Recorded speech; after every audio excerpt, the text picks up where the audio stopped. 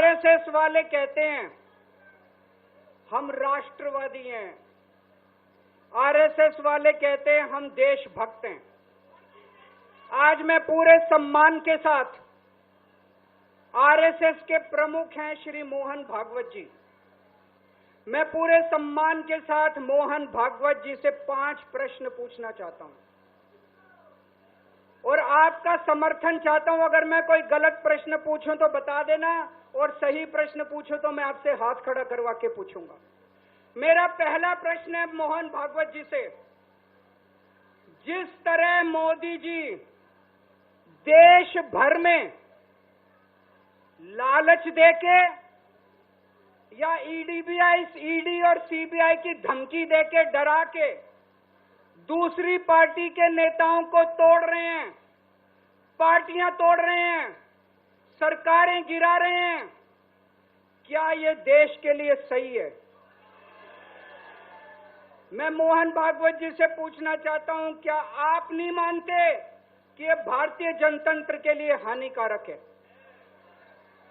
पूछना चाहिए कि नहीं पूछना चाहिए मोहन भागवत जी? मेरा दूसरा प्रश्न है उनसे, देश भर में सबसे भ्रष्टाचारी नेताओं को मोदी जी ने अपनी पार्टी में शामिल करवा लिया। जिन नेताओं को कुछ दिन पहले मोदी जी ने खुद सबसे भ्रष्टाचारी बोला, जिन नेताओं को अमित शाह जी ने खुद भ्रष्टाचारी बोला, कुछ दिन के बाद उनको बीजेपी में शामिल करा लिया। मैं मोहन भागवत जी से पूछना चाहता हूं, क्या इस प्रकार की राजनीति से आप सहमत हो? क्या आपने कभी ऐसी बीजेपी की कल्पना की थी? पूछना चाहिए कि नहीं पूछना चाहिए मोहन भागवत जी से? मेरा तीसरा प्रश्न है मोहन भागवत जी से, बीजेपी आरएसएस की कोख से पैदा हुई है कि नहीं है? कहा जाता है ये देखना आरएसएस की जिम्मेदारी है कि बीजेपी पथभ्रष्ट ना हो। मैं मोहन भागवत जी से पूछना चाहता हूं, क्या आप आज की बीजेपी के इन कदमों से सहमत हैं? क्या आपने कभी मोदी जी से ये सब ना करने के लिए बोला? मोहन भागवत जी बताएं कि क्या आपने मोदी जी को ये सब गलत हरकतें करने से रोका कभी? पूछना चाहिए नहीं पूछना चाहिए?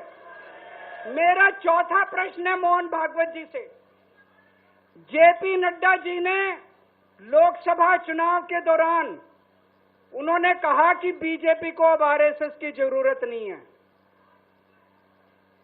आरएसएस बीजेपी की मां समान है कि नहीं है? क्या बेटा इतना बड़ा हो गया कि मां को आंखें दिखाने लग गया? क्या बेटा इतना बड़ा हो गया कि आज मां को आंखें दिखाने लग गया?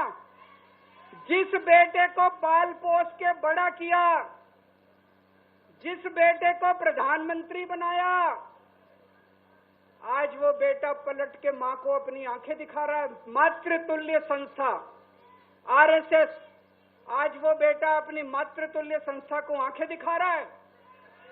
मैं मोहन भागवत जी से पूछना चाहता हूं, जब नड्डा जी ने ये कहा तो आपके दिल पे क्या गुजरी, आप जरा बताइए इस देश को। क्या आपको दुख नहीं हुआ? मैं आरएसएस के हर कार्यकर्ता से पूछना चाहता हूं, जब नड्डा जी ने कहा कि हमें आरएसएस की जरूरत नहीं है, क्या आरएसएस के हर कार्यकर्ता को दुख नहीं हुआ? मेरा पांचवा प्रश्न मोहन भागवत जी से मैं कहना चाहता हूं, आप ही लोगों ने मिलकर कानून बनाया था कि 75 साल के होने पे कोई भी व्यक्ति रिटायर होगा। इस कानून के तहत आडवाणी जी को रिटायर कर दिया, मुरली मनोहर जी जैसे बड़े बड़े नेताओं को रिटायर कर दिया, बीसी खंडूरी जी को रिटायर कर दिया, कलराज मिश्र को रिटायर कर दिया, शांता कुमार को और पता नहीं कितने लोगों को रिटायर कर दिया। अब अमित शाह जी कह रहे हैं कि ये नियम मोदी जी पे लागू नहीं होगा।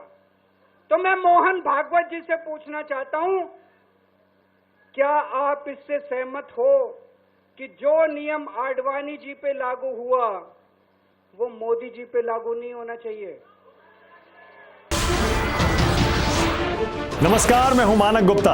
अगर आपको हमारा ये वीडियो पसंद आया हो तो इसे लाइक और शेयर जरूर करें और हां, हमें सब्सक्राइब और फॉलो करना ना भूलें ताकि आप देश और दुनिया की कोई खबर मिस ना करें। तो जुड़े रहिए हमारे साथ और देखते रहिए News 24।